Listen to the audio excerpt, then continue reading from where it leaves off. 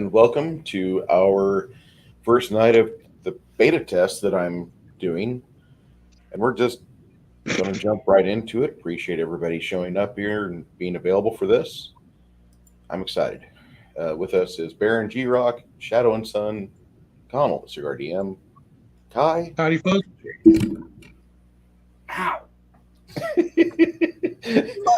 Diaz! I'm already hurting myself. It's early. No. Hey, Crafty. Hey, Flady. Crafty's here? Is that Crafty Matt Craft?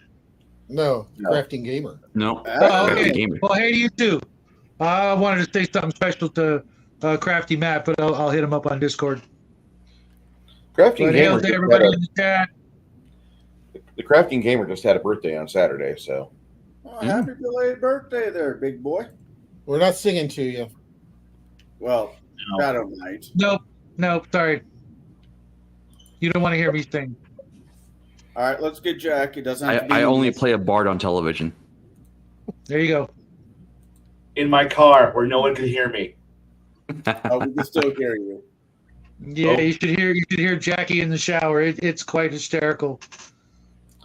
All right. That's so no. Here in the Stoneheart Mountains for 2.5 months, you've waited. You've waited in a place called Abad Durahai. And this is the capital of the Krazadak Dwarven clan. Many centuries ago, they used to have a place called Bryn Tuk Thul under a and now lays under a glacier. What we think has gone on is that about right here at the Ice Palace, an incursion of unusual proportions has happened. And therefore the dwarves moved their livelihoods from here to now what is called Abad Durahai, which is down here. The map has to get fixed. It's not my fault. It's that. Anyway.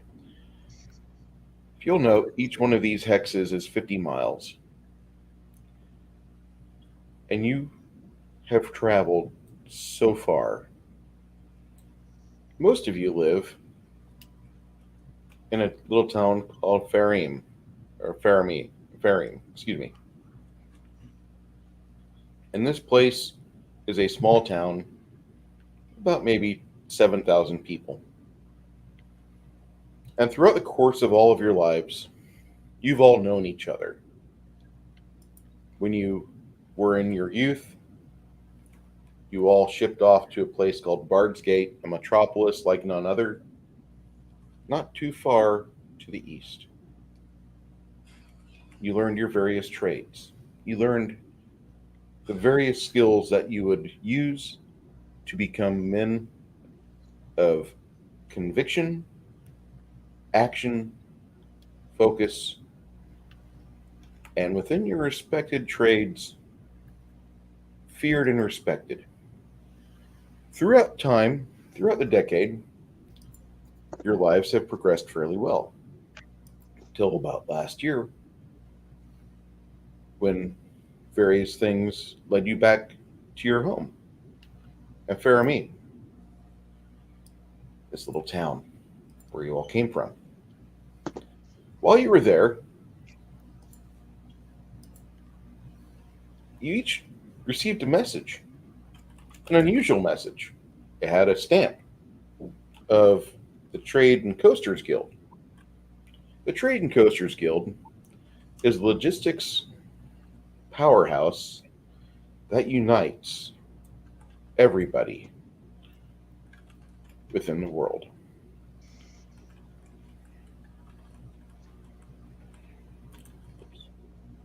All right. So, you went to this meeting,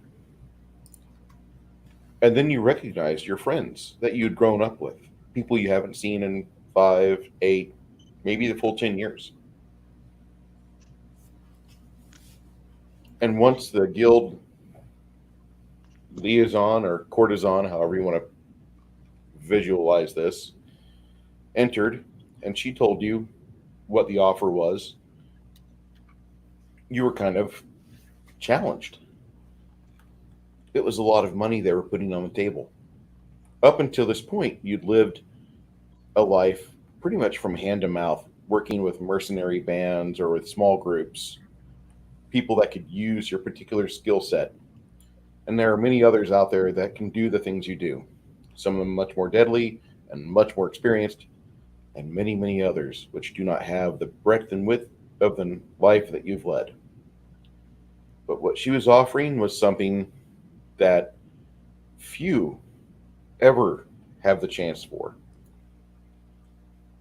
You're going to be following a train, and when I say a train, you're going with 30 donkeys and the specialists that handle them. You're going into the weird little burb of Five Stones, past the Grimberg itself, which is just a giant block of stone. And then from there, you're taking the mountain trails up, down, around various crags, and then to Abad Dura High. This is your third trip with them. And the first two trips were very successful. You were able to give money back to your family that's still alive. You were able to settle old debts. You want to know how much money you have? Well, this world, the silver piece is the standard, not the gold piece. But with two trips, which take roughly 8 weeks each, 8 weeks from Grimberg to Abad Dura High. Once you're past here, it's easy street. It's back to civilization. Now, granted, you have to deal with thugs and brigands and such, but you're doing a multi-hundred, almost actually over about 1,400 mile trip. You're doing two of them within 6 months, back to back, basically. The Coaster Guild gives you a lot. Take care of yourself and keep your skills up. Basically, you don't get any time off. The third trip, they had a bright idea. And they went to Abad Dura High and they made a brokerage deal. Listen, keep our guys over the winter, and as soon as the first snows start to thaw out, we'll wait a week and a half and send the mountain train down. Here's some extra money. Now, Calhoun, we call her Tammy 2. Tammy 2 has said that she doesn't really appreciate the idea of it because you're stuck in Abad Dura High during winter. Not really a very pleasant place. It's a internal mountain fortress filled with dwarves, and they don't really deal well with non-dwarves. But the Krasnodaks that are here are willing to deal with people just to earn coin, and so they've got more of a mindset to be metropolitan. They have grand dreams. And so what they've done is that they took you in. For 2.5 months, you guys haven't seen the sun. If you want, there are areas where you can go and you can travel about 10, actually it's closer to 8 miles up narrow rickety stairs. And you can get to an area where there is a chimney and you can see a little peak of sunlight about 150 foot up through the cracks. You don't know if it's cloudy or sunny, though. For 2 months, you've lived like that. The money on the table for you was 3,000 silver. Do this trip. Half of it's gone. Half of it's done. And finally, after 3 months of sitting in here with dwarves and expanding your brewing knowledge and having raw meat off the bone and then cooking it yourself because the dwarves like their raw meat, And if you're wondering what the dwarves eat, they have a lot of underdark lizards they hunt. 2 months. And the only real company that you've got that's great is Calhoun and the other 10 handlers that deal with the donkeys. Now, you're not thinking the donkeys are having a problem with this. The donkeys are with you guys. Being with you, the donkeys calm down. The donkeys are great. All of you each have a horse that's not for food. I mean, if you get stuck in a bad spot, it surely is, but it's not meant for food. Aw. Tammy twos and fur don't use this horse as food. It's probably going to be your lifeline. But we want you to have a safe trip back. And this is the first time I've tried to pronounce this town. Farmy, my bad. We want you to get back to Farmy just fine. And that's where you're going to unload things and swap out people. And after spending 6 months with each other, if you want, you can have a year off. Do whatever you want. The mountain dwarves of Abad-Dura High were not that bad. They didn't talk to you much. They're pretty gruff. They're not hateful, but you're just not one of theirs. And therefore, they gave you pretty much a whole block to yourself. There's 20 of you.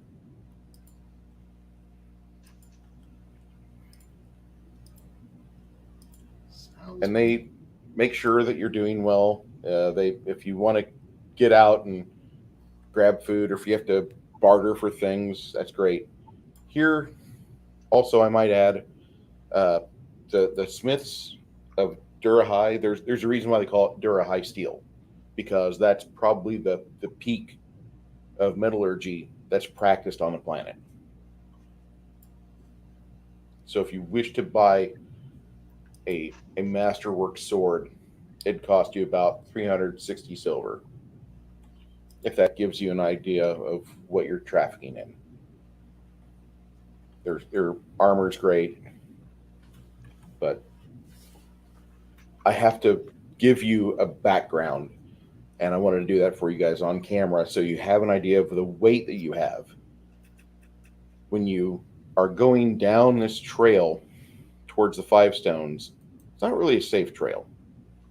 This is like an Indian, like the Indian railroad. If anybody here understands what India railroads are like, these railroads go across these mountain passes, and the rails are extending over the breach of the safe grip of the earth, and you don't know how the train just doesn't topple over off the track. So these mountain trails are like that.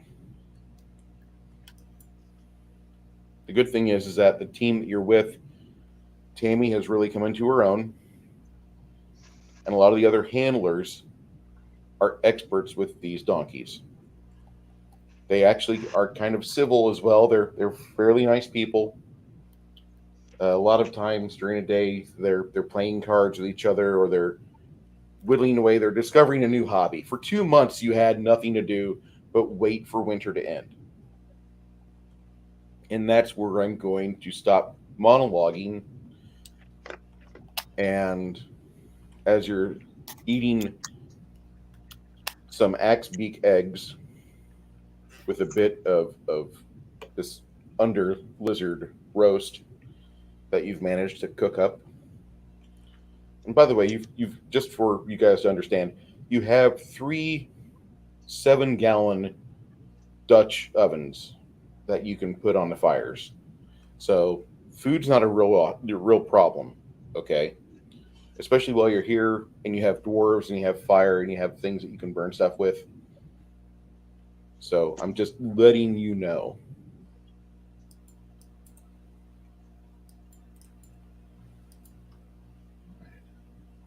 Okay, climbing the mountain. Pork and bean night. Oh, this is a bad night. If there's pork and beans in an enclosed city, Everybody gets pork and beans. Misery for all. The good thing is that your handlers have got some humor about them, so of course they like their farts. Hey, climb that mountain. How you doing? Travis J 1975. Hello, sir. Hey, what's up, Travis? Long time no see. So the dwarf king of the Krazaks, after you are finished making your supper, after your meal, time really doesn't matter to you. I mean, you've been underground. The sun, you're not out of sync with the sun and how the real circadian rhythms are supposed to be, but you're really out of sync with the world you're from. Boomers got it. A bad pair of eyes, king comes to you, and Argrim, long hair. He's a fairly new king. He's been in power for about 20 years. He knocks on your chamber, and then he enters with about 7 other dwarves. You notice that they're all unarmed and pretty much just wearing their comfortable clothes.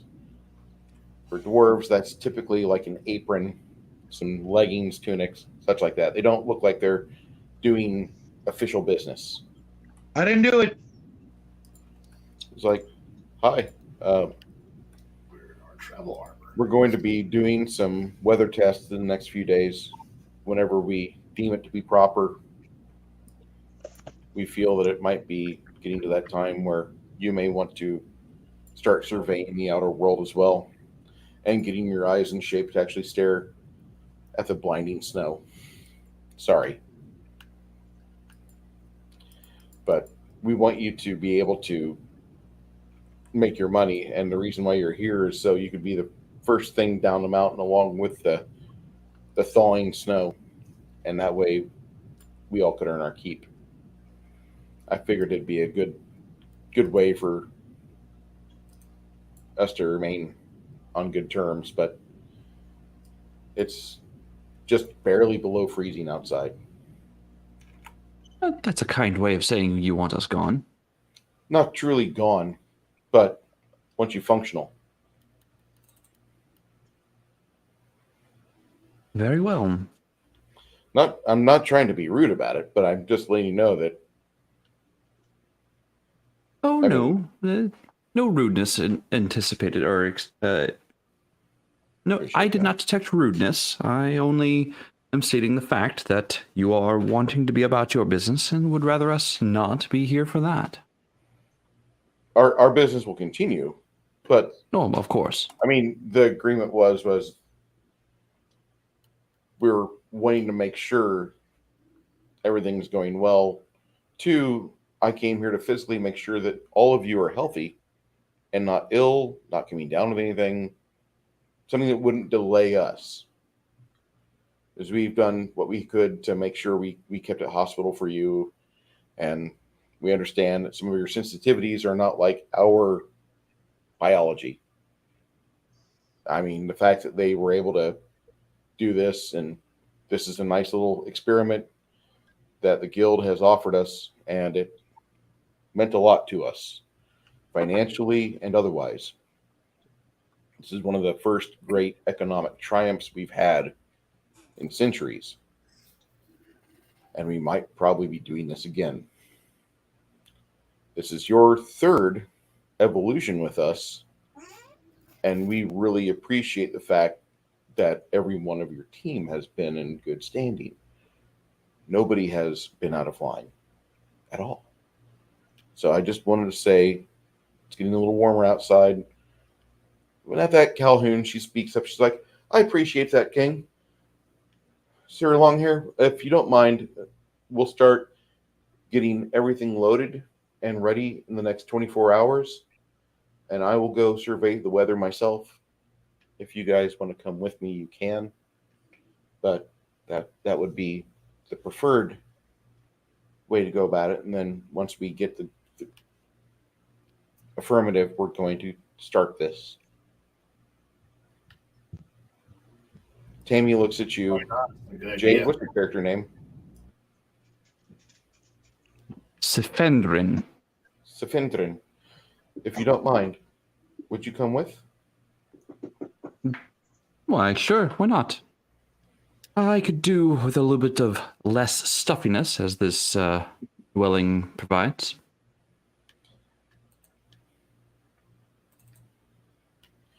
You and her,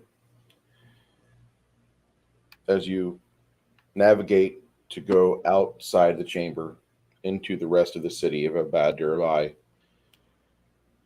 the king makes sure he grasps your hand and he shakes it with the intent that he is trying to be outwardly sincere.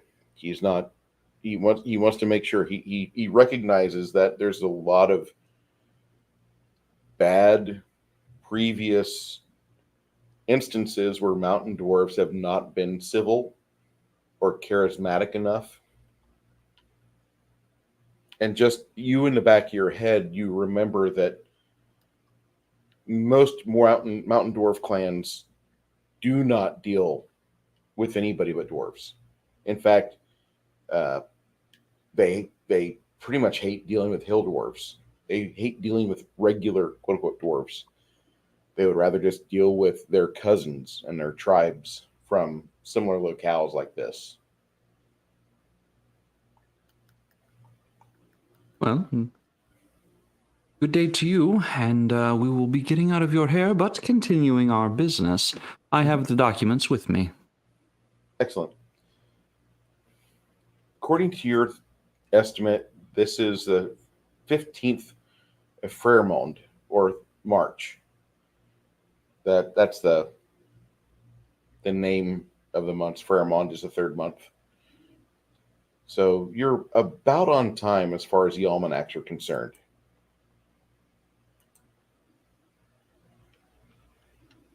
I'll turn to everyone else. What about you, louts? Are you going to laze around, or are we going to be stepping outside and enjoying some fresh air? Well, I shall see if there's anything growing, as Freya would definitely be very much in favor of that.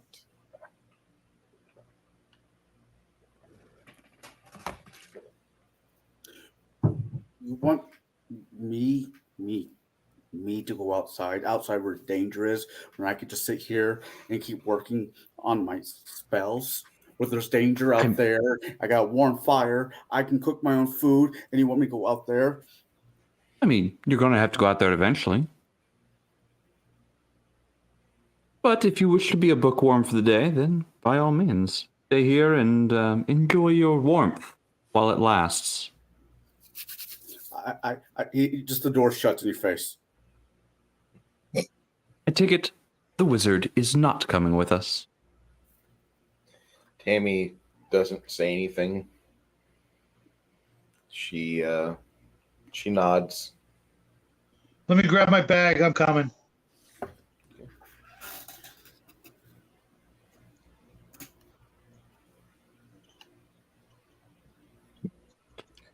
So once you exit the chamber and go into the proper of Abad-Durlai, you can hear the hustle and bustle of the rest of the city, and it smells a lot like sulfur. You have a lot of the acritic just smell that just kind of hits you when you open the door, and you can hear the ting, ting, ting of the entire forge portion of the city. Go about maybe a quarter mile through some portions of worked stone, and there's a lot of foot traffic in here. There's a couple people that are hauling teams of axe beaks. These gigantic, they look like kind of ostriches, but instead of like the little ostrich head they've got they've got this like grapefruit-sized melon and this huge, like a huge beak, which is designed to just rip flesh right off of other living creatures. They're a hell of a carnivore. They lay good eggs too. They're delicious. They've got a real nice, like, mature taste to them. Whenever you bite into your eggs after you've scrambled them up a bit, you can just like feel the protein going in your body. Like, oh, I'm gonna work out today, and that's pretty much like 13 grams of protein. No, not grapefruit deadly melons, Chronos. Like their head's about the size of a melon or a softball. Not including the beak. The beak is separate. They're called axe beaks for a reason. So there are people using the axe beaks as caravan pullers. They're pretty stout birds. So as they go past, you start navigating your way towards the observatory portion of the city, where you start going up a few flights of stairs, and then you start the ascent, which is the overlook, which looks down on this red hot glowing metropoli with these stout folk moving around. When you look back down, you see about 700 people just on the streets transacting or trading or pulling wagons or doing stuff. With that, you can still hear the forges being active, and there's probably about, maybe at any given point, 150 to 175 blows of the hammer that you can count per minute. A lot of work is going on here. So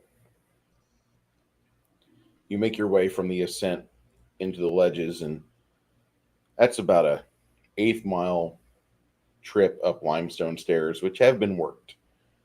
And you finally get to the top.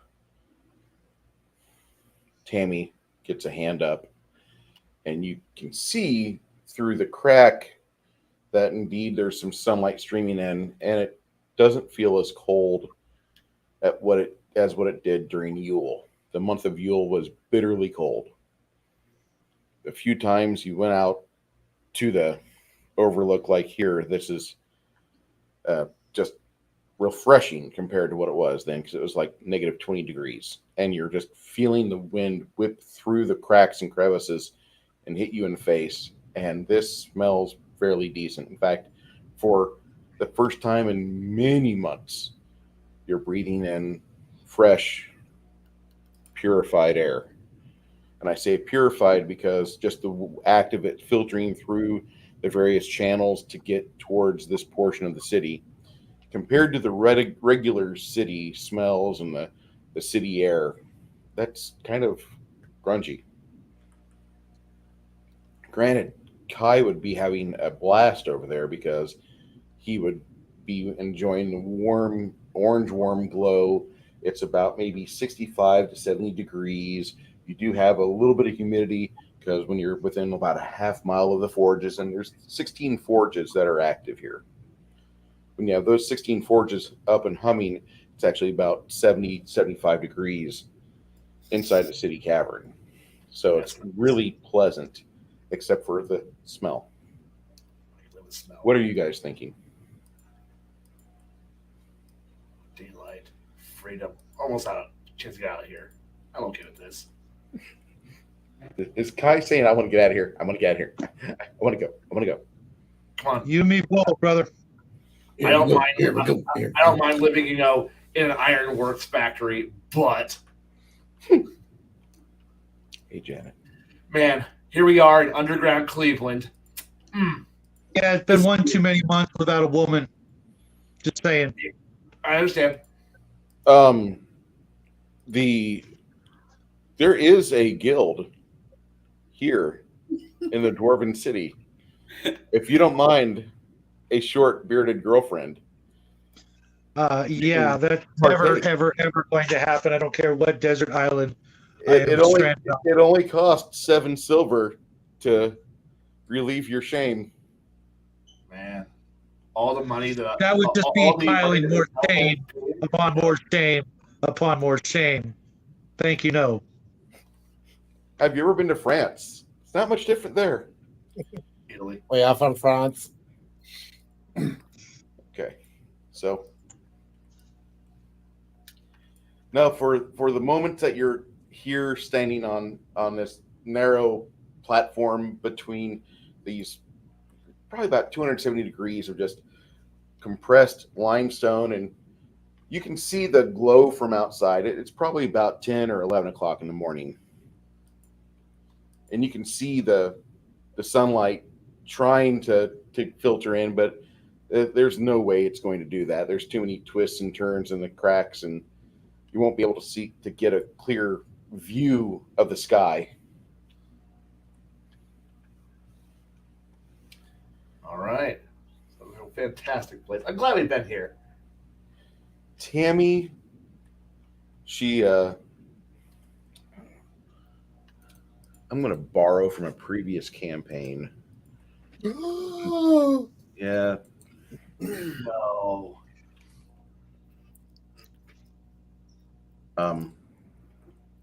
Tammy looks a lot like the famous actress Jane Lynch. She played Calhoun in Wreck-It Ralph. Oh, the PE teacher, or the cheerleading coach. Glee, yes. Yeah. So anyway, that's her. Actually, she had a twin sister that got killed by little Greg's marauding character before he left the campaign 2 years ago.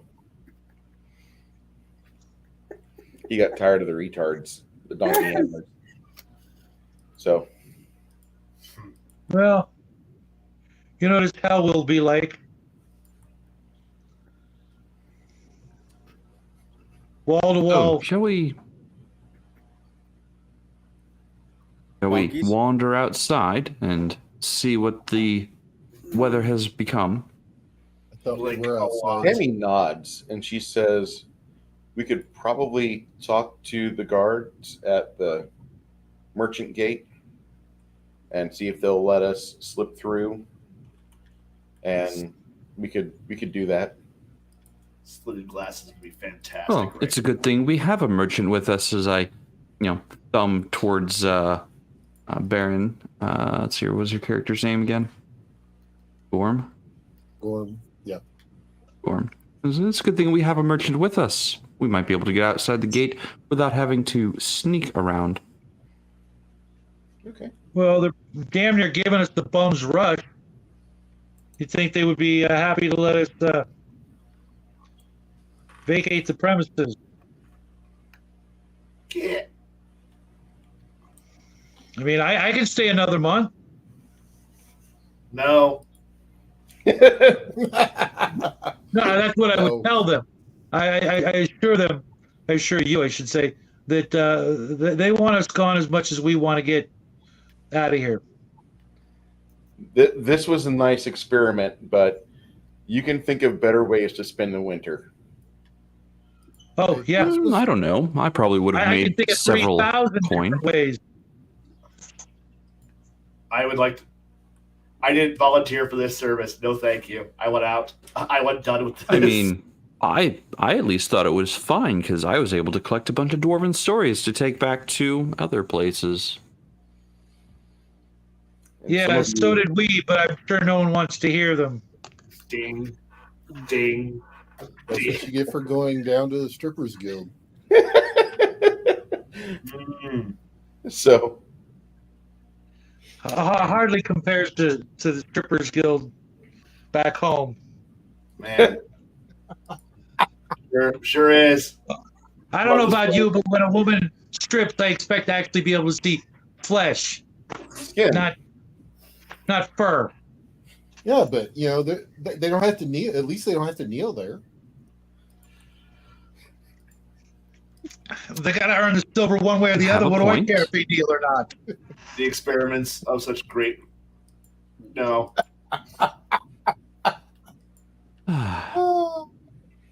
So I'm glad I'm already drinking for the night. Kronos says, my imagination is kicking in. No. I wish I drank. Downstairs you guys head, and towards the merchant's quarter you go towards, and about 900 feet into the merchant's quarter. Now, the merchant's quarter is a crowded area because this is where typically you have a lot of people during the trade season who come in. And when I say people, I mean other dwarven clans.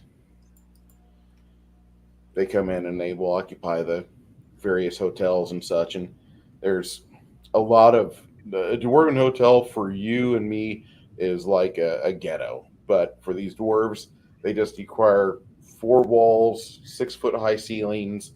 They don't really worry about a lot of amenities that you and I do. No, Kronos, she's in the audience. She wants to, trust me. She's already told me, she's like, I want to play in your beta.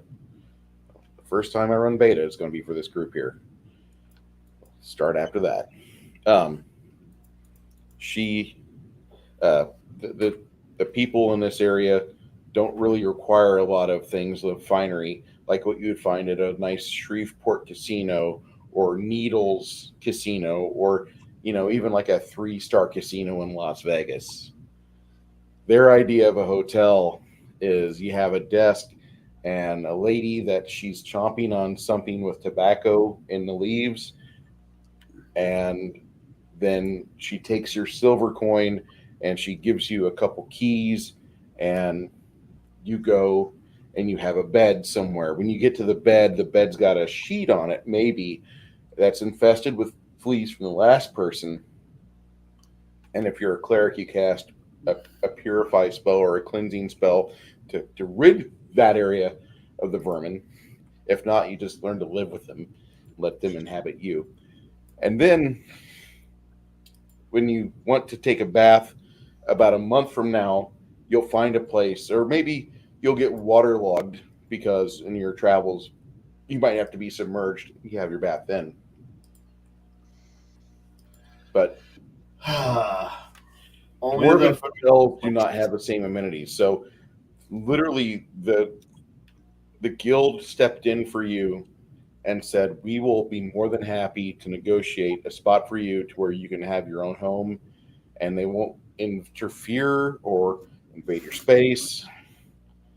You can seal it during the day and not smell the forges. You'll be fine. Anyway, you head towards the Merchant Gate. Merchant Gate is a pair of stations that are flanking a portcullis and a grand set of doors which open up. And on the exterior, the doors are a dwarven's face chiseled into the 2 doors themselves with heavy steel plates on them. And the guards see you. Hello. How are you today? Great. We're here to check on the weather to see when we can leave. Yeah. Sure, we'll be more than happy to. Do you just need to see out the arrow slit, or do you want to have the doors open? Go outside for a small amount of time so we can figure out how bad we're all going to die in this horrible environment. I will also say that you're leaving an area that is lit by torches and low light sources.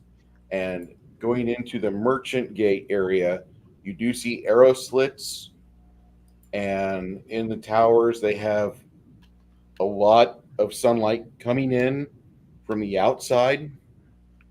And so when you see this in this volume, for once you feel like you're not yourself, because you're actually covering your eyes and feeling like the light is really bright. And you don't remember light being like this. Your eyes have gotten used to the dull, dark, and orange tones of life underground. My normal life. Awesome. Fantastic. Right. Well, one of the other dwarves notes this. He's like, do you want us to crack the doors open slowly or fast so we all get blinded, because it just snowed in the last 24 hours, and it's probably going to reflect back on us very painfully. I'm gonna take some strips of cloth and tie them around my head to and leave just slits available for my eyes. Okay. One of the crossbowmen at the gate sees you do that. As Renoblim, mind if I have one of those strips? Yeah, by all means. I had a unfortunate wardrobe mishap, so I had to turn it into ribbons instead. One of the hairier people in the city. Her name is Jasmine. She's a crossbowman. She's really good. You've known her over the last year. She was the first experience you had coming here. Because when you come here during the regular evolutions, non-winter evolutions, you have a night that you stay here in the city, and then the next day with your donkeys you leave. And when you were being fed, you all remember dealing with this Jasmine lady. And she was a very surly mountain dwarf. That's all I really want to say. She makes some snide remark about the overworlders.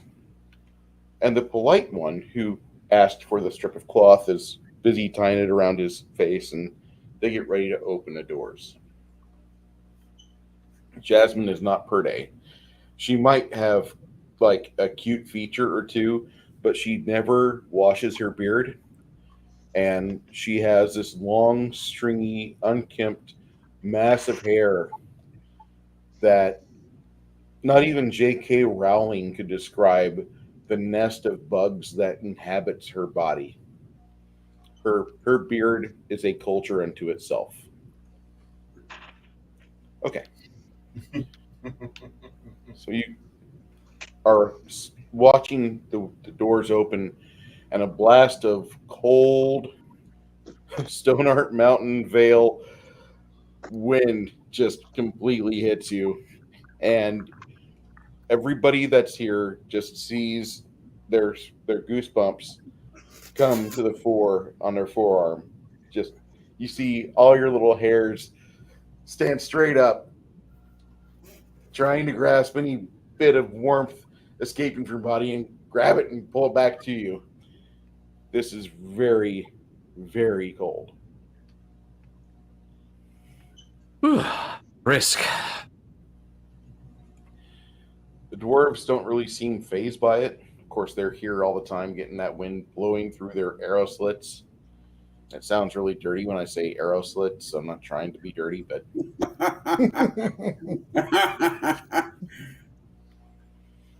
so you do feel like this is calmer. This is better than what it was 2 months ago in end of Yule during the celebration they had here, where one of the dwarves had bet somebody a few silver to go run outside, and we had to go get a cleric because he needed to be thawed. They ain't climbing that mountain. These dwarves are not your friends. They're individuals you have to deal with. They're not hateful of you. They're not your tribe. I was under the misconception these were my chosen best friends and people I want to care so much about. The good thing they've shown you in their hospitality sector is they have shown you tips on brewing and how to prepare your hops and how to get your rows right. And also, if anybody took notes on this, they have an amazing alchemical research team for their whiskeys. So if there's anything that you can glean from this and take back to the world that you know and love, you can take back their brewmaster ideology. They've got And you can work that into your own regimen for whenever you start doing your work at your own home.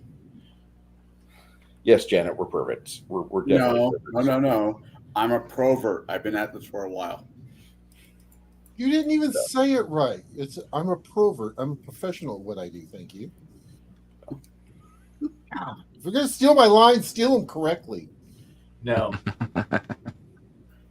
You, I can get that from you, but whatever. if anybody wants to stay outside and enjoy this frigid weather, because it's still like only 30 degrees out there. This is the greatest I place in think the it entire is- universe. I love it. I want to be out here. Mm-hmm. Yep. I think it's worth testing the snow and the terrain just to see how stable it is. Tammy agrees.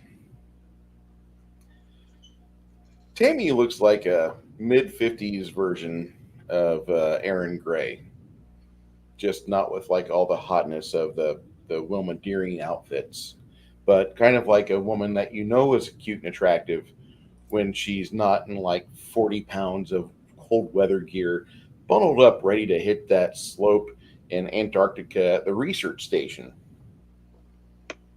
So she agrees, and you guys head out towards the pass leading up to the Dwarven Face. And about 150 foot out, you can see some activity, some melting snow and ice on neighboring peaks that have enjoyed sun for over 6 hours today. Ooh, lucky them. I know. Your eyes are starting to feel a little better, but it's only been about 3 minutes you've been staring into an environment that actually has sunlight. When you first got out here, this was painful. I think we were doing this for a long way home. I guess I'll survey the area just to take note of any potential avalanches or potential issues with travel in the near future. Ooh, I got a question for the guards. Go Hey, ahead. what kind of hostile things are out here in the snow?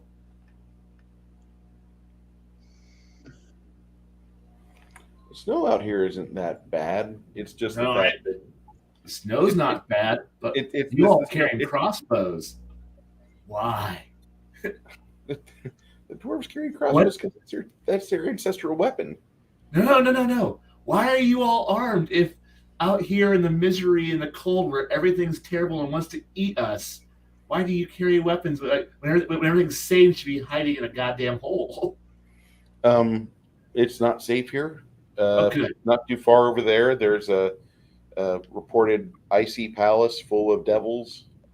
About right. triple the distance over here, there's some angry Zerneblins that don't like us, and they want to capitalize on what we have here and take over the city and take over our forges. But because they're gnomes, they don't really do so well with forge work, and therefore they can only do what they can, and they would ruin everything by corrupting it with their touch, and they would never make Durahigh Steel a name brand that you would want to have on your hip. Understood. And then you don't. Surely they have sense enough to wait till spring. Right. So let's try to beat the. Let's go beat the rush and like get home before the Smurfs show up, and because I totally misheard that name. Next lady. There is a good road that heads down, and it goes about maybe 50 miles of twist turning, miserable mountain road, just wide enough for two blue donkeys to trot next to each other with a 300-pound load each. Perfect. I know that'll be taken out of context. Thanks, Hey, lady, take care of yourself, my friend. And you've got this road from here to the fork that fairly for the most part is going to be solid because it's still at a height to where you don't have the snow is melting onto that. After the fork, the treachery starts at this time, and you have to make sure you're sure-footed and you're able to negotiate well. And most of the donkeys are smart enough that they realize where to step, where not to step, and the donkey handlers sometimes aren't that smart. I'm proud of it. Got it. I'm going to be using a spell here. I'm going to cast Shatter, I guess, would be the best spell for this. Just to see if I can trigger an avalanche nearby, or trigger a release of snow, just to see what it does. See if it actually full-on avalanches down the mountainside, or if it doesn't do anything at all. Okay. Yes, Kronos, you can. You cast the spell Shatter. It takes you a few seconds to get your body and posturing proper. Yeah, 8 seconds, Yeah, once you release it, you see a few cracks appear in some of the ice nearby, and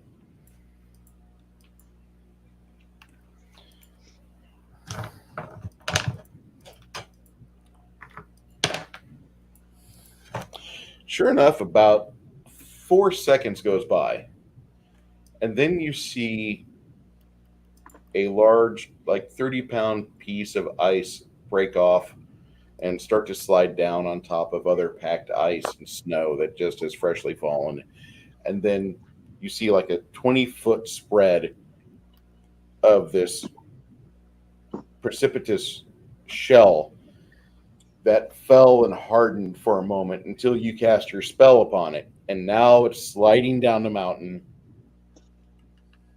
It's actually picking up some pretty good speed. Wow. About maybe 200, 300 square feet of snow has been disturbed, and it's going away. Well, yeah, that's good to know. I just was rolling for effect, and I'm like, higher the better. And I rolled a 10 out of 10. Okay. Nice. So, yeah, I'm like, yay. Well, we won't have to deal with that tomorrow. All right. Did the dwarves say anything about that when he triggers that? One of the crossbowmen, I think his name is Thorgrim, comes out. He's got a real close crop beard. He's fairly young, maybe about 70 years old. He kind of comes out and he's like, hey, I see you're using magic here. Trying to disturb some of these ice pieces and get those out of your way. Just checking to see the viability of, travel. I don't want to get caught in any of that on the next few days. But if you have a better way. He hands you a curving ram's horn. I will take it. And then I will attempt to use it. Yes, he was, Kronos. He was from Conan the Barbarian. You blow Thorgrim's horn and hear it echo, echo, echo, echo, echo.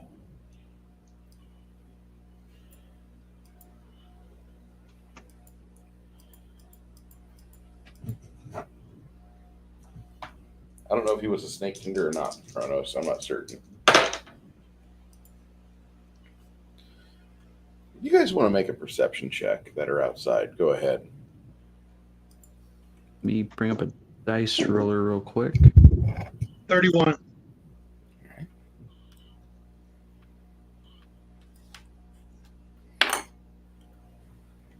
The higher, the better. I'll just say that. Percentile, right? Yes, sir. Did you roll a 2 out of 100? No, I rolled a 19. Okay. Plus my, you said perception? Yes, sir. Okay, so a total of 50 something, I guess. All right. Not like percentile games. Six- They teach you financial 64. math. 64 Okay. total. You kind of look up and you see some dust coming off of the tips of these mountains that are close by. And you just get this overwhelming urge to grab everybody and head back to the dwarven face. Now. Tammy has the same idea. What did you do? Yeah, it's time to go.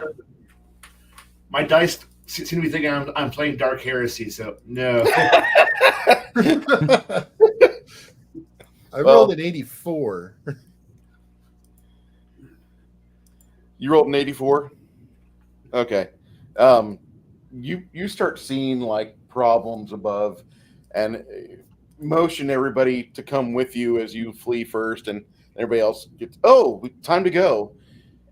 Yeah. And about maybe 4 seconds after Kai reluctantly gets back underneath the shelter of the rock above, you see about maybe 10, maybe 14 tons of ice and snow hit the pass at the start of the long walk, and then just keep on going down. And now you've got like this tremendous pile of ice and snow.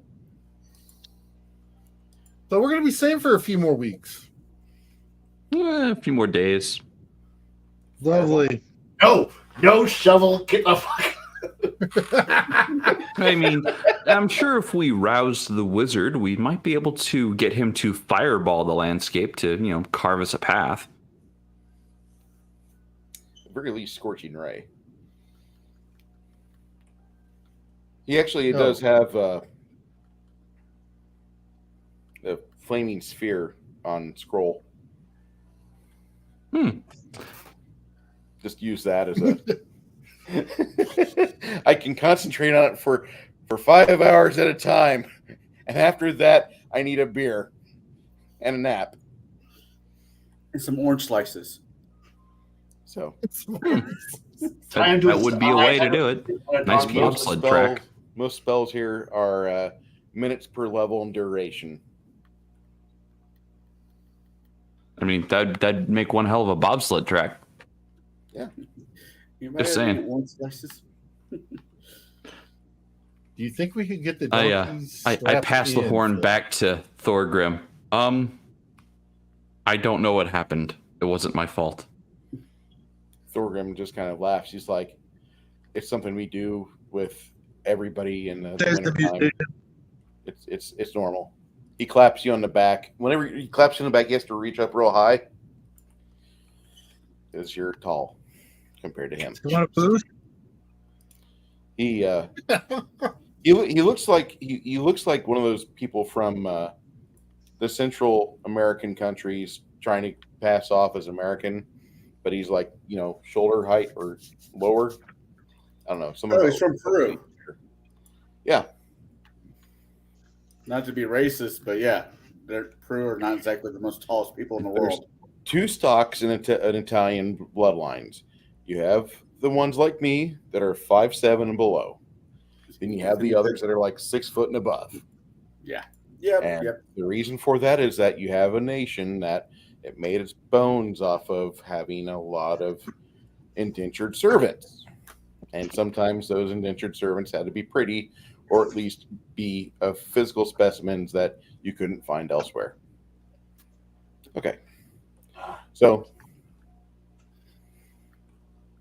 Tammy looks at all of you and she's like, "I'm pretty happy with what we have, and we could probably just roll a fireball or 2 down the pass and kind of melt the way. That's really not the most probably pragmatic way to do things, but I'm like him." Kai, what's your character name? Right now, just I honestly didn't think of one. Well, if I give you this giant shield and I just let you go plow all the snow off the pass like Boromir does, I'll call you Boromir, but I don't want to doom you to an early death. No. I'm the fighter. My job is to die a horrible early death. That's my job. thought it was crud. It is, but hey, Crud! I forgot. Crud Mandoon. That's right. We have Crud Mandoon from the Flaming Sword of Fire. That's right. One of my favorite bad shows. Okay, so you head back inside. When you get into the merchant gate, you can tell one of the dwarves that's there. He looks like one of the king's men. He's not dressed in the armor, doesn't have the crossbow, doesn't have that look of "I hate you, you miserable outsider."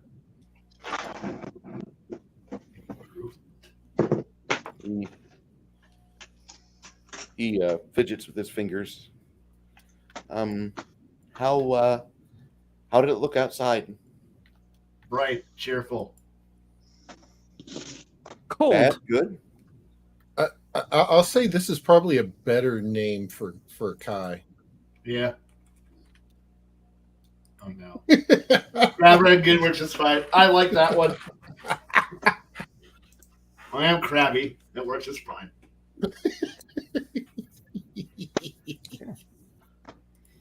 So, Hey, Marhawkman. Hawkman, the individual looks at you and he waits for the word of, "Are things good?" And Tammy walks up to him, and you can hear her in low tones. She's not really a quiet woman. She takes him out the shoulder. She's like, "We're probably going to be leaving here in 24 hours. I'm going to go notify the handlers now. It's time to pack everything and be ready." And he nods kind of eagerly, and see him run off. Before we depart, she asks, "Before we depart, do I need to be notified? Like, do you need to go take care of anything down in the merchant district, or do we need to pick up any other supplies?" Oil, lots of oil. Okay. She looks at you. How much oil do we need? How many barrels? I like 4. Okay. Better make it 6. Okay. What are you planning over there? Just stay very, very warm. Oh, well, I support that plan wholeheartedly. Do we have enough cordwood to make it all the way down the mountain? Let donkeys do so. Cordwood. Do we have enough cordwood to make it down the mountain? Or cords of wood to make it down the mountain?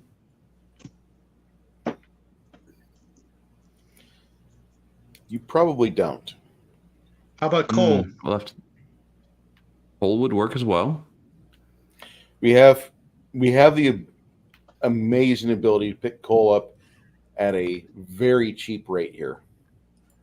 Then we should do so.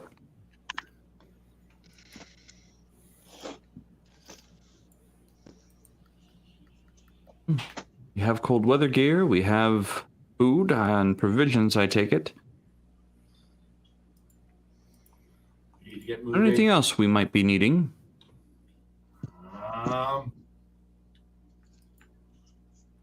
Honestly, Nails and rope. you already have a lot of food for all our stuff. Nails and Hey. rope. What for? To make sure we get these wagons. If anything happens to the wagons, we could turn them into sled. Fair, fair. He's I not see wrong. one of us is thinking.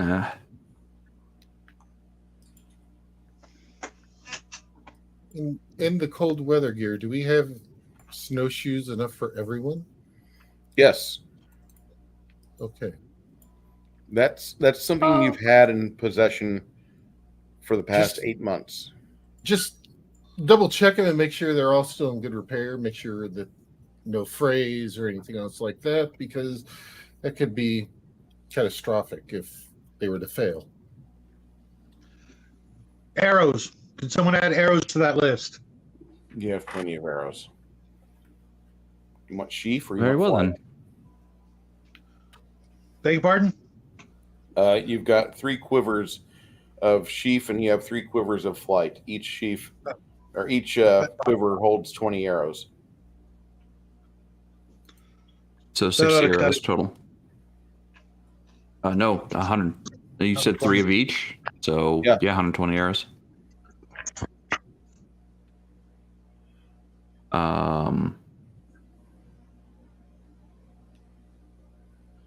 I'll pick up additional twine so I can repair any snowshoes or tie downs that get broken, just in case. And if we have everything we need, then we'll probably set out on the next day. What exactly are we transporting back A lot of as goods that we are taking back with us? 22 of the 24 donkeys are hauling 300 pounds of silver bars. Okay. Silver bullion. Maybe a few sacks of their hops, maybe. You have We're 6 able- donkeys of your own that you added to the train for 30 total. Okay. Yeah, definitely want to get things to like the rye and the hops and whatnot in order to, since we know how to, we've learned the secrets of the dwarven brew. Why not use the actual goods that we need in order to collect the goods we need in order to make them when we get there? For personal use only. Yes, of course. for entertaining.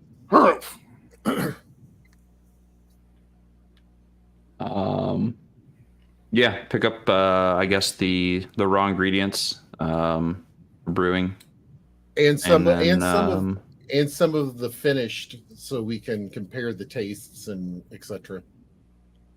of course I'm bringing, barrels of my own, mead or beer, whichever. Preferably mead. Okay. Well, Oh. once you have the items you want, just make sure you guys note it down in the private chat what you're putting down, I just need a record of it, that's all. And we will get ready to go with that. I want to make sure that you guys have everything you want, everything you need. The items that got you here will more than likely be able to carry you down safely. Like I said before the broadcast, my main concern is tools, especially professional tools, but of dwarven make, if entirely possible, if at all possible. You find spikes and pythons down in the mercantile section of the city. You could buy them. The Durahigh steel variety, which is I was thinking more along the lines of much smaller, tiny tools that only I would have the use. Sure. You could pick up a deluxe set of professional tools like that, but they cost you about 150 silver. That's a done deal. I assume that's after some haggling. Now they're usually about 150 silver each. These are some of the finest tools. If you'll note this variety here, if you have a abode in the city of Bard's Gate, this particular tool will fit most complex locks and help you while you are trying to get this tumbler stuck. Because when you have some locks that they require a little bit more panache or finesse, this here will actually help fit those complex pieces while you tongue around with the probe in the other tool. But this probably could also work for you in other places, like say at the Casterhage, or in other cities like maybe Baracus or places like such. But I would recommend you these tools will suffice for what jams you'll find yourself in. I don't know. I've been in quite a few jams. He says, "What tools do you have right now? Let's take a look and compare these, because I'm pretty certain Lay them out. Okay." He starts going through your tools. He says, "You take good care of your equipment. It's the quality of the steel that's within them that I'm looking at." And he picks up some of your more commonly used pieces. He says, "This looks like it's been used for about maybe 3 to 4 years. Like this was an upgraded piece you had. However, if you ever have this piece break on you, get back here to me, and I'll be happy to replace it for you at no cost to you. You're putting your faith in me for 150 silver. I don't feel like I would be taking advantage of you if you did that." Sounds fair. Better deal than I got on these. I mean, those will work. You might sprain your wrist trying to get something open with it, though. I wouldn't suggest it. No, wouldn't bode well. And in game terms, just to let you know, these masterwork items will help you disable a device 10% more than what you're currently listed at. Gotcha. I don't see me using them on the road home, but you never know. If nothing else, they'll be a nice thing to take home and show your family what you've bought, because they do have their uses. You'll find a way to break these out. The first time that something happens, I can almost guarantee you'll be eager to try out my wares on whatever I you do. definitely won't be showing the family, but I know a guy who knows a guy, if you know what I mean. Exactly, sir. Hey, Mom, look, I brought home larceny tools. Hey, you'd be surprised how many of us own them. I cannot say I do, because I live in the fine state of that's against the law to own a pair of that.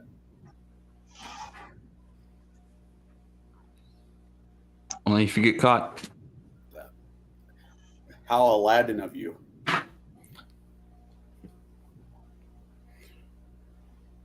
Well, what do you want from us in that regard? So I'm still here. I'm still kicking, so must be doing something right. No one's held us off yet. once you finish talking with the crafter and you give him the 150 silver, if you give him a tip as well, that's fine.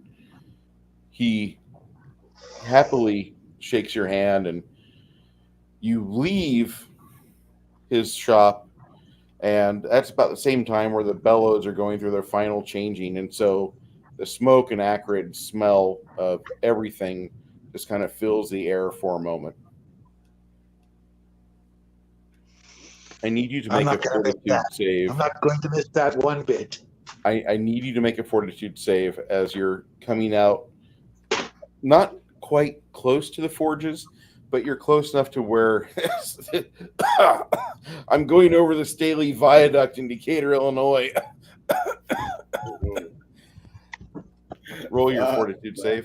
Add your bonus. Just One moment. Just our professional.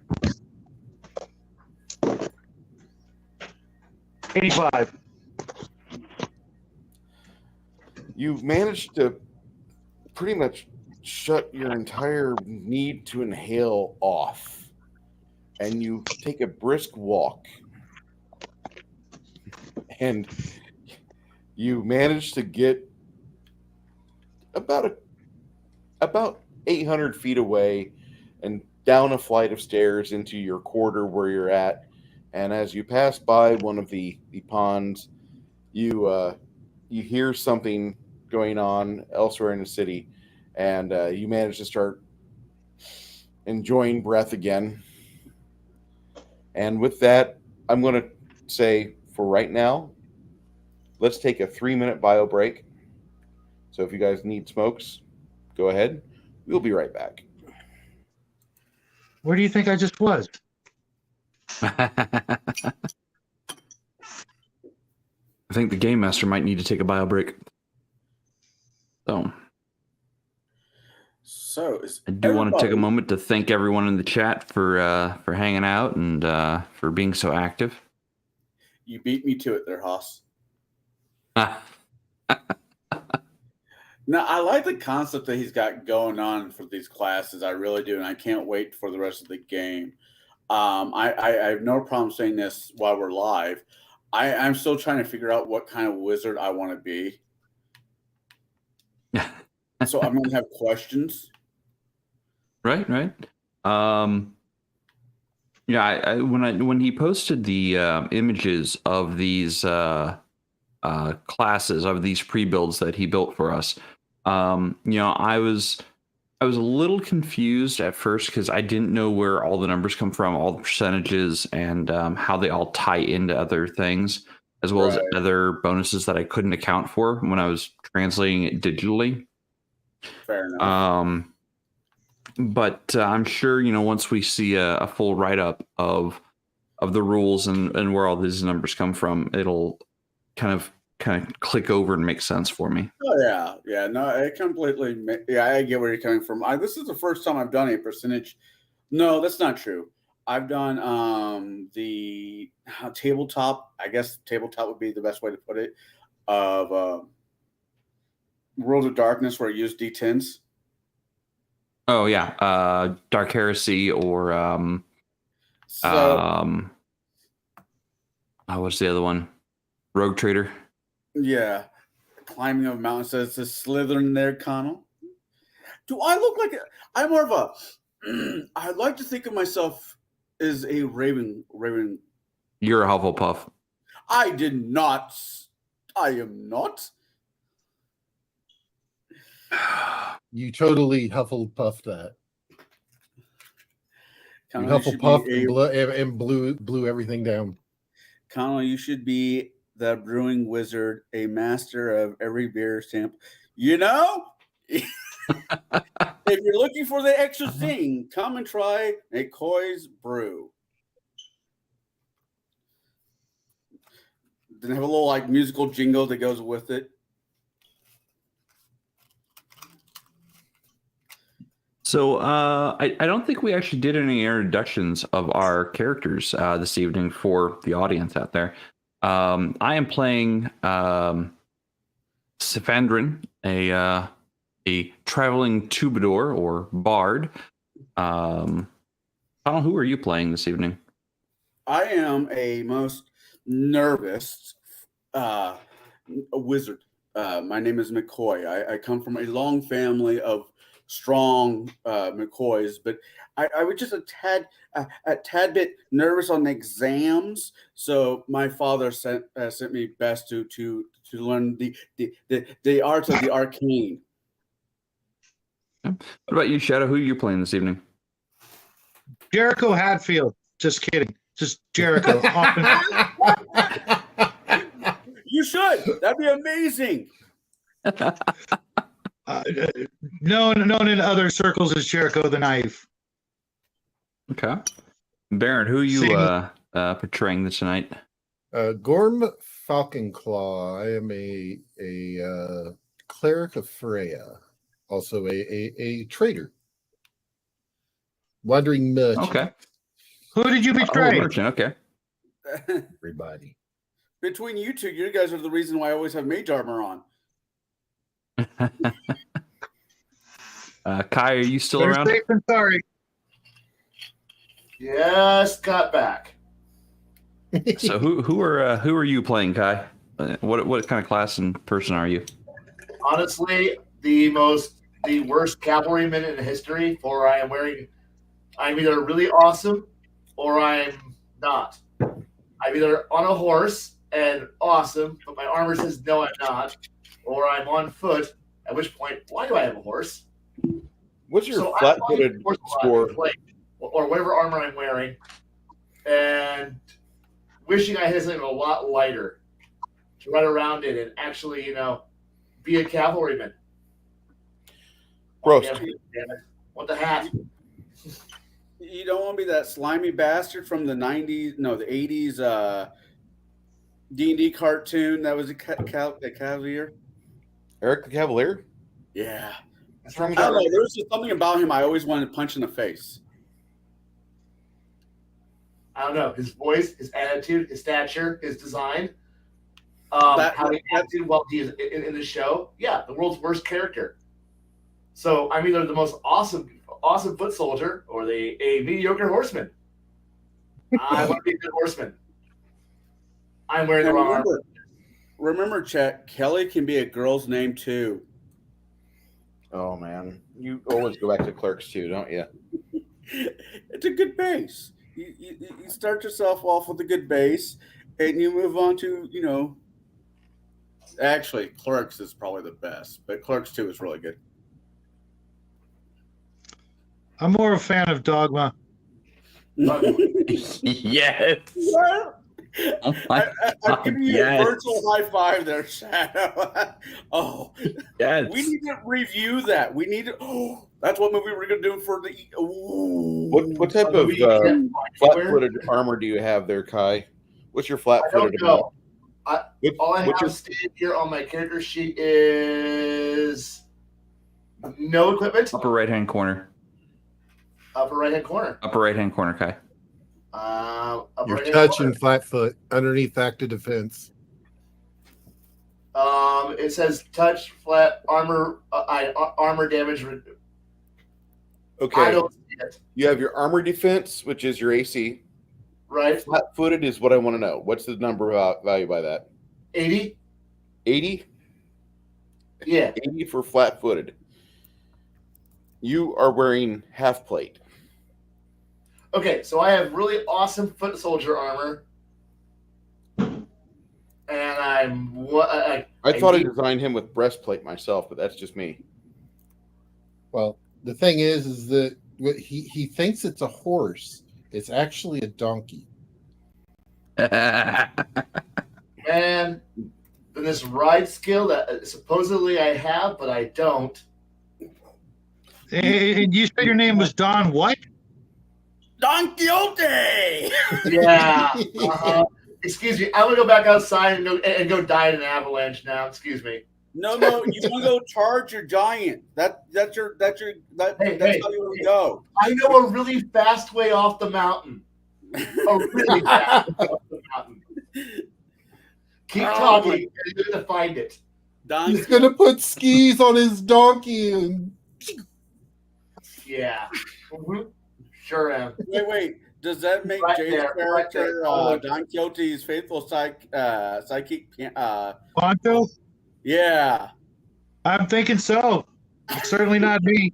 But if you want a tip, the next time you're tilting at the windmill, when you're done, you can take those veins from the windmill and slap them to your donkey and whoosh. You're showing us that bottle of sangria, and I can't stop thinking of the Red Fox show back in the 70s. This is really good stuff. This is really good wine if it didn't have all the scrap floating in it. I like Red Fox. So Okay. do I. I'm just, You guys, back to campaign. the next day, chapter 2. Oh yeah, of course he drinks wine. He's Italian. So The the next day, as you're leaving Abad-Dura High, the dwarves have lined up on either sides of the promenade as you're leaving the merchant gate. And as you do, you'll note that some of the young dwarven children are laying out various plants or various fungus pieces because they don't really have gardens here, but they're dropping plants along the way, and some of the young girls are throwing what naturally does grow in the Underdark here. They have some small petals. Mushrooms. The mushrooms, the Badger, donkeys badger. would stop and eat. That would delay things because the donkeys would go for a hunt the mushroom. They want us gone. Do you really I want to can't tell if they want us gone or they want us to come back real soon. Do you really want to introduce more mushrooms into a campaign with me here, Bruce? They, as you're leaving, you note that one of the dwarven wizards has cast a spell and he's laid his hands upon Sir Longhair, the king, and the dwarven king, maybe about 75, 80 years old. He's standing there proudly with his ceremonial armor on, with his beard nicely done with bits of silver woven in. And he says, "We appreciate the time we had together, and the experience that you brought to us was pleasant. Please tell those people within your hierarchy and guild we will look forward to the next time that this opportunity arises. We thank you for your presence, and we bid you safe journey." And as he says that, a lot of the other I dwarves didn't are see any clapping. presents. What? Presents? I didn't see any presents. Your presence, you being here, you being part of us. You note that a lot of the dwarves that taught you various skills at the brew house they are waving, and see a few of their kids come up to you and hand you small leather pouches full of various types of grain. Here's some noble pills. Here's other types. Here's some Marzens that we have. And they start, like, you get, as you guys are leaving, you have an extra 5.5 pounds of various types of wheat, the barley being given to you. Try this. When you get home, try this.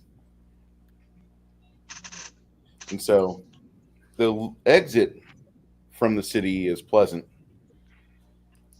Tammy and Dennis, Shane, Marco, Hello. all of the people that have been with you in your chambers for the past 3 months are walking ahead and leading the donkeys ahead of you, and you guys are kind of like following up, and you're the last thing the dwarves see before they shut the doors. And you hear from one of the merchant towers, "Be careful, you scurvy bastards!" A lot of the other dwarves think this is like a great cut or a great insult. They have a negative to their charisma score for a reason. It's one thing to be at a charisma It's not our 13. fault you don't know what a freaking citrus fruit is. Listen, a charisma 13 for a dwarf in this community would be godlike. That's all I'm going to say. I'll turn back. What was that dwarf's name? I'm trying to find it in chat here. Surly. The really surly one. Jasmine? Yeah, Jasmine. Hi, Jasmine, is that you? It's a pretty hat you've got. You had to do something to take away from the ugliness of your face, didn't you? And I'll turn back and hit the road before she gets smart with her crossbow. As much as she would want to, she doesn't. She waves in a surly sort of like half-ass smirk, which you probably can't see because she's got a full face shield on, full face helm, and she waves at you from the top rim of the merchant tower, the gate, and then as you all exit, about 30 seconds goes by, and then you hear the grinding of the doors as they close the mountain home up. And now the long stare starts. Tammy kind of turns and she motions you guys to, while the path is wide, to get up towards the front, because that's your job. You guys lead the caravan. You guys take the brunt of any offensive attack, or you guys do this. This is what you do. And as you get up there, you hear Dennis, one of the handlers, say, "All right, guys, I guess it's time for us to finally earn our keep. God, it's fucking bright outside. It's fucking bright. You should have come out earlier. Would have done you some good. One of the few ladies that's accompanying Miss Calhoun, Ellen says something of a derisive sort, probably in an elven tongue because she looks like she's half elven. She says something and she spits on the ground. One of the other handlers says, "Hey, they're not the ones that made it that fucking cold. We're just all here together in this misery. This is part of the hells trying to reach into our world." She just kind of shivers. You guys, what are you doing? Freezing. I'm rustling in my bag, my bag. No, I'm rustling in my bag, and I'm looking for a pure piece of fabric, like a white piece of fabric. You have a few. It's at the bottom of the bag. You gonna wave the white flag? You didn't pack your bag right? Come on, motherfucker. No, and I mean, I believe, and I'm muddling to myself. I think this is how it works. He's unfolding it, and I'm trying to capture pure daylight for a light spell. Here I was thinking you just were bad at packing your bags. Got it. I figured he was going to wave the white flag and let the winner know that it has won. Oh, we haven't surrendered yet. Well, I mean, we are experiencing 5th or I think 6th winter today here in Illinois. I think we're on 4th. You don't have. Oh God, yeah. The weather today was just stupid. But no, my character thinks that part of the daylight spell is you actually need to get here, and if we're as high up in the mountains as I think we are, it doesn't get. We're as close as the sun, pure sunlight is going to get. So you're trying to capture this for a spell component? Yes. I don't understand magic, so I'm just going to assume you're crazy. That's besides the point. I reach into my bag and hand you a bottle going, this is typically easier. That's dwarven magic, I recognize. One of the handlers asks, "Could I have a pull from the bottle?"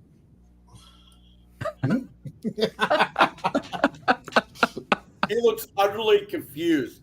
The last few months, he's been clustered into his room, other than hanging out with you guys momentarily, but he's always reading something. He's always just, writing notes. He's trying to beef up his abilities, his magical arcana knowledge. Now, question. Do your dwarves have a practicing arcana-ness in them, or are they like the traditional ones? They go as far as cleric, but that's really when they get off the train.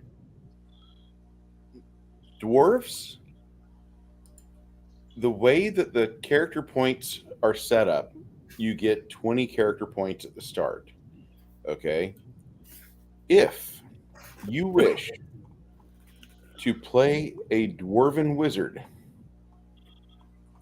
there is a cost to paying to that. You have to have 30 character points to have a dwarven wizard. And the way you would do that is that you would roll your 3d6 as they fall. You don't adjust the scores. You don't try to rearrange things. You just, bam, there they are. Okay. And you get to pay for your class. You have to pay for your race, and then you pay for your class. If you don't arrange your scores, you get 10 extra points. Dwarven character point cost is 10. For you to get wizard, it's 20. So you have to roll specifically good for a wizard, and then you have to not fuck with your scores at all, and then you have enough to buy the wizard. Because the way that it is that your race determines how much it costs to buy your class. This version of the game is everybody must pay addition. Certain things are real easy. Dwarven Wizard, you don't see those too much. That's kind of against the norm. But you can play a Dwarven Wizard. A Dwarven Sorcerer will cost you 25 points. So you actually have to take drawbacks to be a Dwarven Sorcerer. What about a druid? Because Victor's going to ask. A Druid would be 25 points. All Or right. Dwarven Druid. I didn't mean to stall the game. I was just curious. You're good. Just for character concepts. It's like, would he be training, learning from the dwarf since he's stuck up here, or do they just jump off the bridge when they get to the cleric divine, and that's about as far as they go? No. There can be Dwarven Wizards. It's just they're not common. And they're not really suited for it. Right. All right. All right. So, if anything, you might have been teaching. Yeah. That- Correct. I'm fine with. I would be fine with that. Yeah. Everything has a cost in this game, and therefore that's why the game is set up with those theories in mind. Okay. I just know certain people in our circles are anti-Dwarven Arcanists, and I didn't know if you were one of them. But anyways, back to game. Okay. Yeah. And the first 10 levels are just like, I'm just setting it up for basic right now. And then after that, we'll deal with the 10 other or the other classes, and then we'll go to level 20, and we'll worry about that when those bridges are built and then ready to be crossed. You're getting along on this trail ride. The first day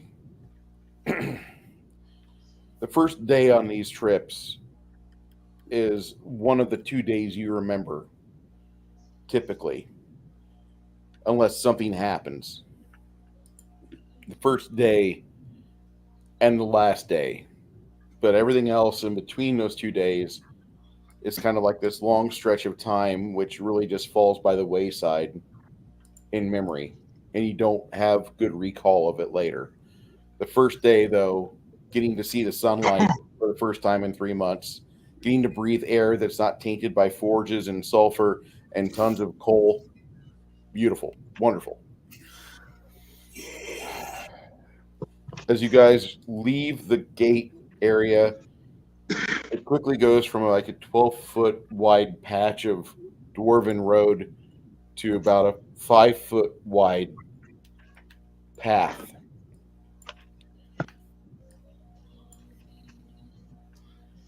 The worst road ever. Got it. Not the worst road ever. Those are also within the Stone Hearts, but not this one. Oh, we're just in slightly miserable. Got it. These accommodate, at least this section here accommodates the King's Carts. The King's Carts are a standard of 48 inches wide at the wheelbase. That is what they are meant for. As you descend down the side of the hill to where the pathway will have the rock wall to your right and the fall away portion faces the north, which is not fun. It goes into what's called the Cut. It's a very spectacular part of the trip. It clings to this ledge hewn into the wall of the gorge. Hundreds of feet above a turbulent stream and creek bed, and this portion of the Cut will be 2 leagues long. This was built 5 millennia ago, when it took 50 dwarven workers more than a century to build. This road is relatively safe, but forms a dangerous choke point with no retreat. Go ahead. I continue. Just continue. I had a random thought. Continue. There was a small caravan about 100 years ago that was ambushed when orc tribes attacked from both ends at once. And only the Baron of Foray mounted scouts prevented that merchant caravan complete annihilation. Because of that, there is actually supposed to be 3 separate teams of official scouts that police this road.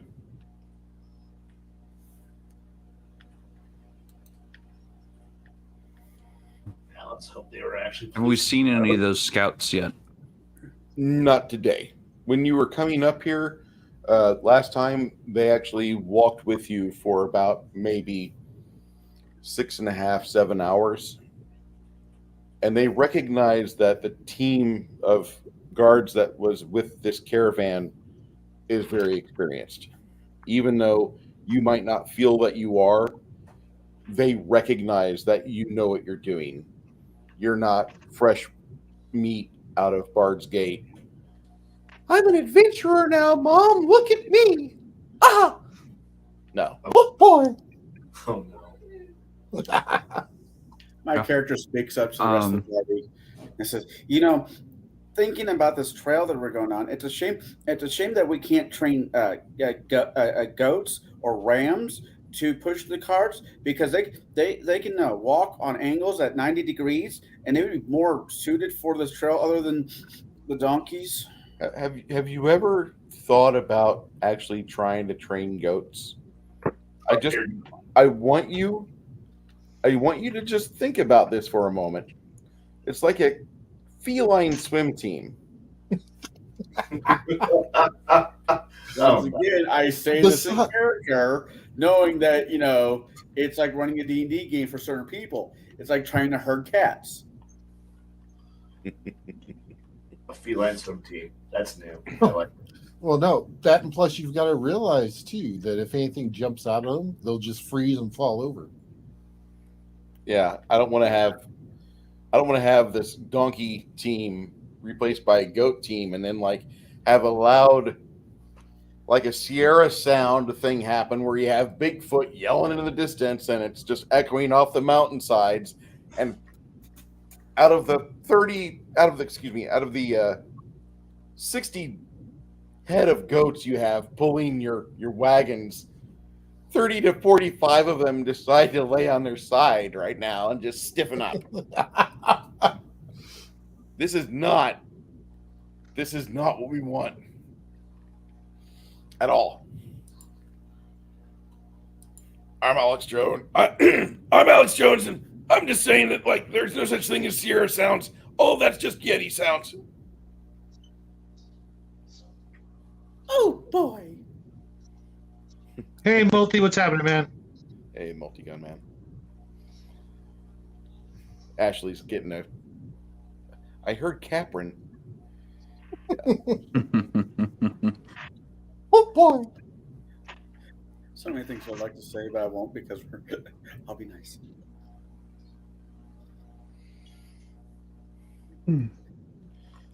Okay. Well, I guess we'll head down the pass first to make sure it's clear. Okay. You let Tammy 2 know that this is where she stops and just hangs out for an hour or two. Mm-hmm. Yeah, I've got messaging spells I can use, so. The only thing you can truly see after about an hour of scouting, and this is a confirm for all of you, you all see about 7 actual goats performing as we just talked, where they're walking up the side of a mountain on a crack about this wide, about an inch wide, and there's about 10 of these stupid goats going up to the peaks of these big mountains here. From what you've understood from before, the long stair area, which cuts through the cut and oversees the gorge, this is relatively safe travel. The 7 league section of the way is relatively good traveling.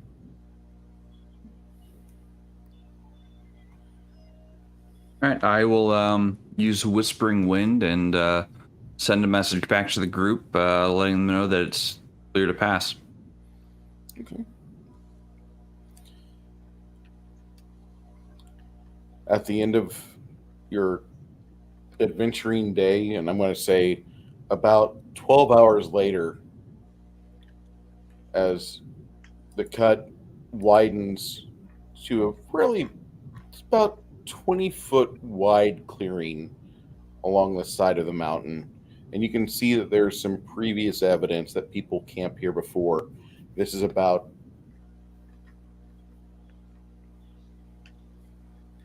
11 and a quarter miles from the doors to the Dwarven city. Real spectacular views, amazing views. Just when you're going around here, this kind of reminds you of, a lot of people are going to make fun of me for saying this, but the Canadian Rockies hold a special place in my heart for traveling. And if I ever get a chance to take a train ride through the Canadian Rockies, I'd like to do that. The vistas that you have here are about equal to that. Gorgeous, just absolutely gorgeous. And you have a chance to sit down and make some real food without the contaminants within the Dwarven city, and you make your setup. You set Song up or poem worthy? What? Song or poem worthy? Oh vistas? Yeah. All right, then I will compose a song or poem about the vistas for when I return home to be able to share. The rocks cascade and the water flows about like the curly hair off the first girl you fell in love with that gave you man bone. Work in progress. Got it. Gotcha. I'm a bard. That's what I do. Don't worry, Jade. It'll be number one with a bullet by the time we come back here. Yeah. Number one with the crossbow bolt. I sorry, I had John Denver just run through my head. But Now, something with a country road, you know. Nothing wrong with that.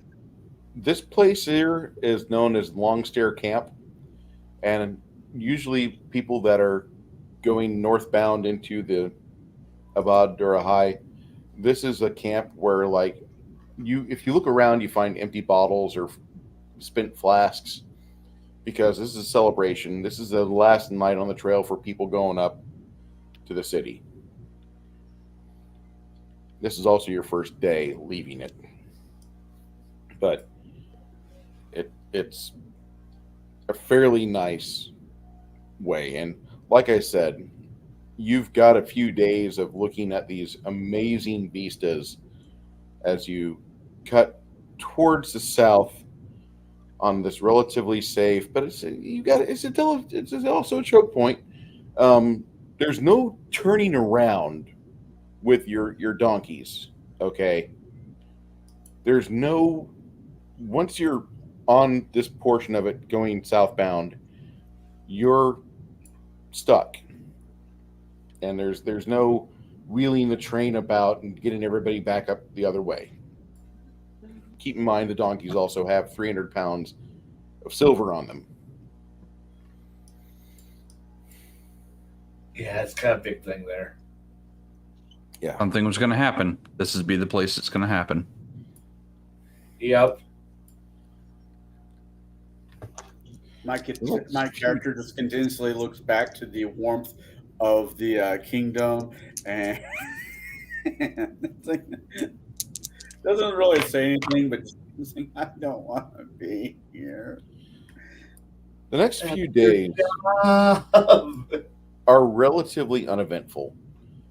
You're patrolling, doing your scouting, riding ahead, sending a missive of Whispering Wind back to Tammy, letting her know it's fairly safe. The sixth day that you're on this trail, you hear a scream. One of the donkey handlers on his own mule, it's not a donkey, he has a mule. Dennis has a mule. the reason why he has a mule is that he's told you in the past. He says, "I'm going to be doing this until this mule dies of old age, and then I'm going to retire with the money I made. That's my plan." Well, his mule, laden with a lot more than what most mules want to carry, is carrying him, and part of the rock just collapses. I need everybody to roll me a d6, and anyone who rolls a 1, let me know. 6. Not a 1. 6. Okay. The first second goes by, and Dennis is there screaming. His donkey is scrambling, trying to get purchase and trying to scramble up, and Dennis is struggling to grab a hold of anything. He's got a hold of a piece of looks like a outcropping with a piece of tree coming out of the side of the rock itself. Who rolled a 2? Who rolled a 3? Jade, what are you doing? Give me a sec. Let me flip back over to my character sheet.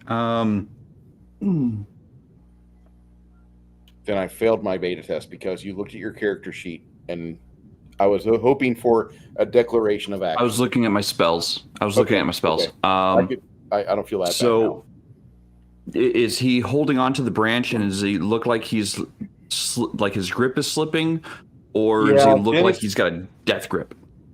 Dennis is not equipped with a death grip. His kung fu grip left him like 20 years ago, and he's about 50 years old. He doesn't belong here. He probably should have retired last season.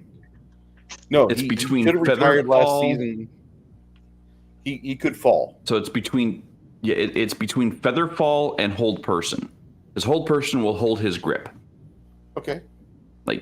But Featherfall will slow his descent. Is there any way he could make it down the mountain with Featherfall that I can see safely? Below where he's at, you do spy, it looks like about 50 feet down is an area where it levels off a little bit to where he could. Okay, then I'm gonna use Hold Person. Okay. So someone can attempt to pull him up. Okay. Who rolled a 4?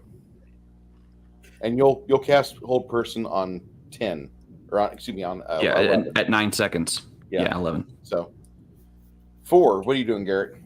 Both strength on him, so he You're can going pull to cast himself full up. strength. Okay. Now the reason why I had a D6 roll, that's an initiative die.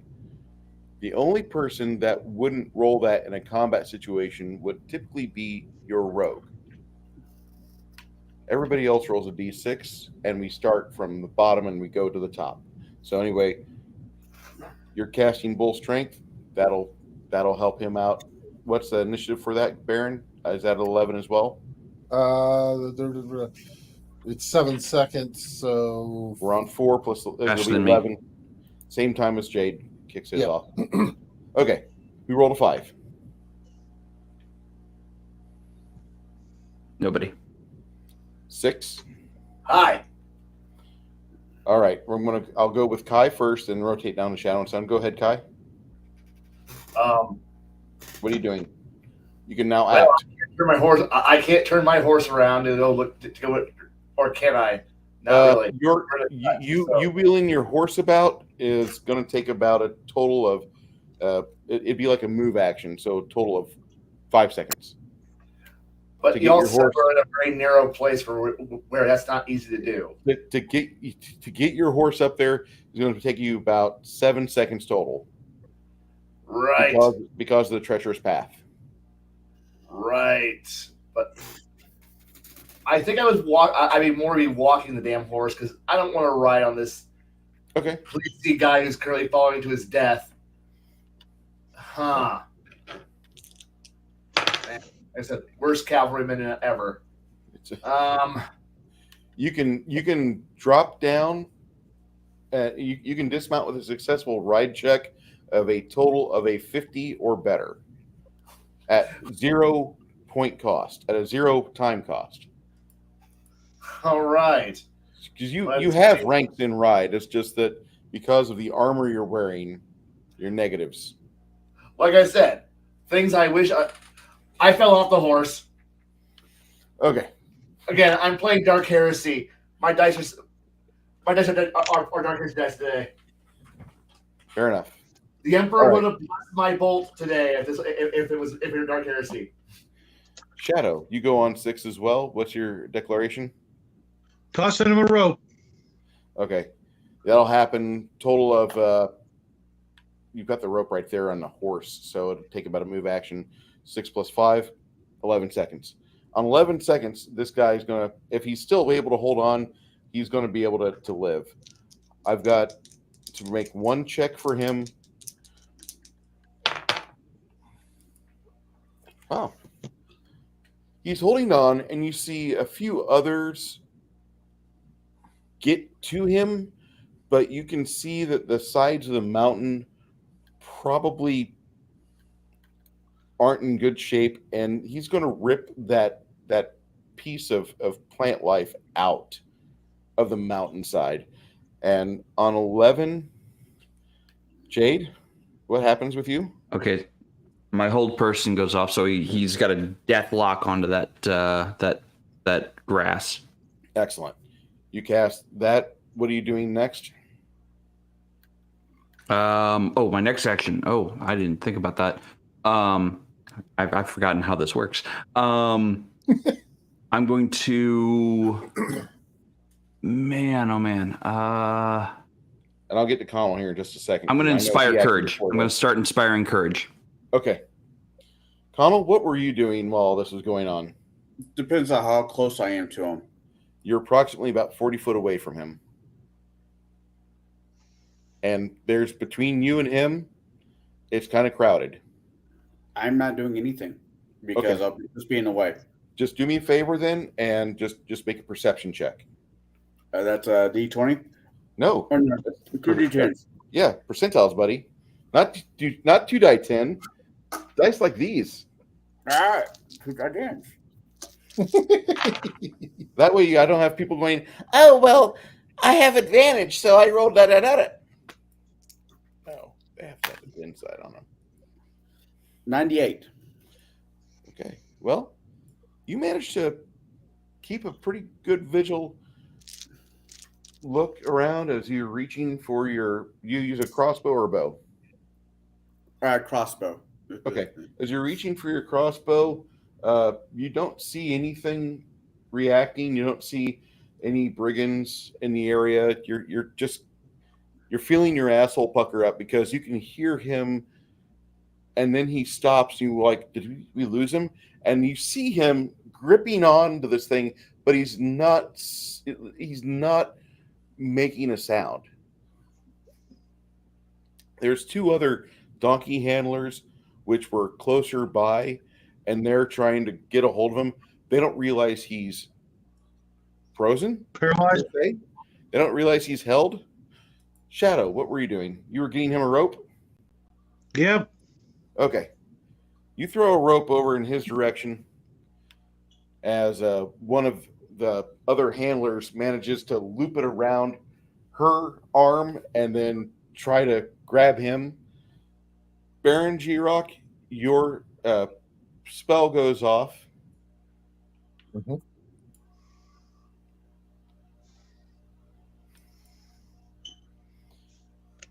After a lot of coordinated effort,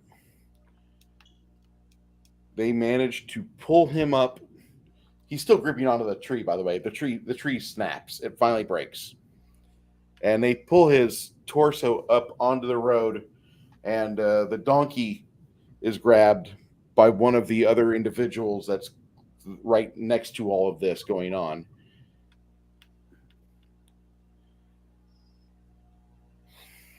Dennis, after the spell is released, he hands back the rope and he claps you. Thank you, cleric. I owe you.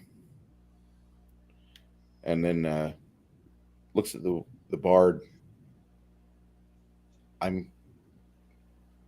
What did you do to me? I locked your grip so that you could not release by accident.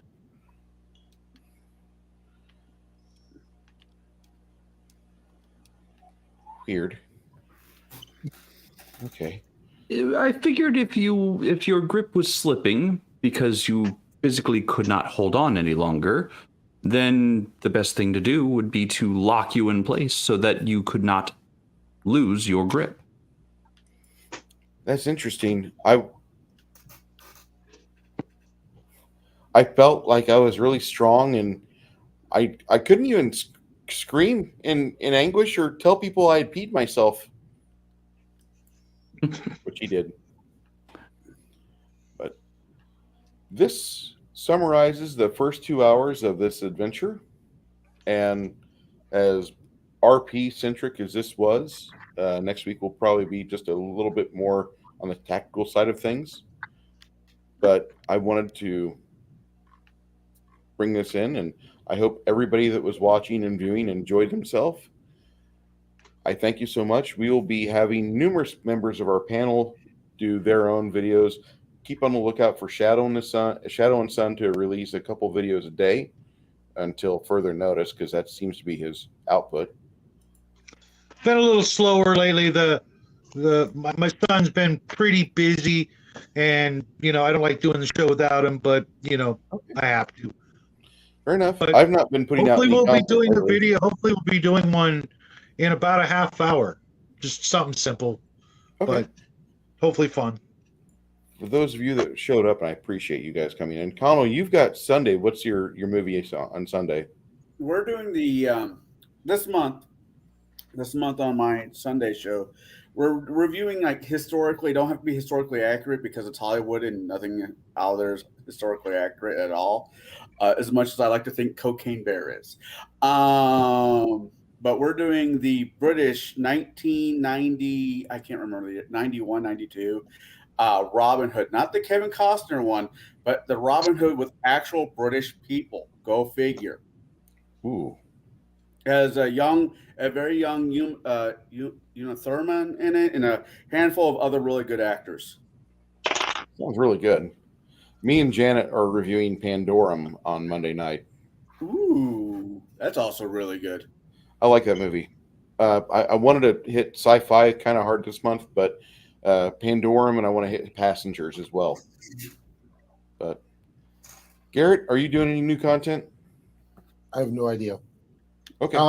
I may be doing some stuff. I've been working on some stuff, but it's not been going as quickly as I would like. So, but yeah, I'm not sure when I'm going to start releasing more and more and more and more. Trying to get back. I'm still trying to get back up on the horse and everything else. I am doing a little bit more on the Twitch side with games and whatnot. So check out my Twitch. Okay. Jaide, I know you're busy. Mostly gatekeepers for me. Yeah, I'm very regretful I wasn't available for last night. I got off work late. It's fine. Hey, real life takes precedence over game or anything else. Yeah. If you got things going on, then that's fine. I would rather skip a week than have someone who's feeling rushed or ill prepared. So. Yeah.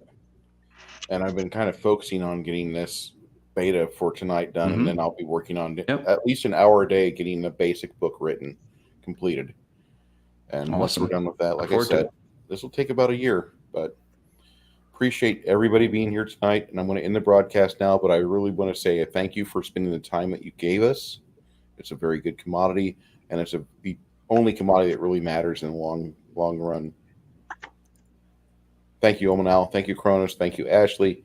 Thank you, Janet. Everybody else who joined up with us, Flady, the Crafting Gamer. We will see you again next Thursday night on the channel. And we will see you on other channels as well. Look for us tomorrow night on Friday over at our numerous affiliate websites. Thank you. Good night. Bye.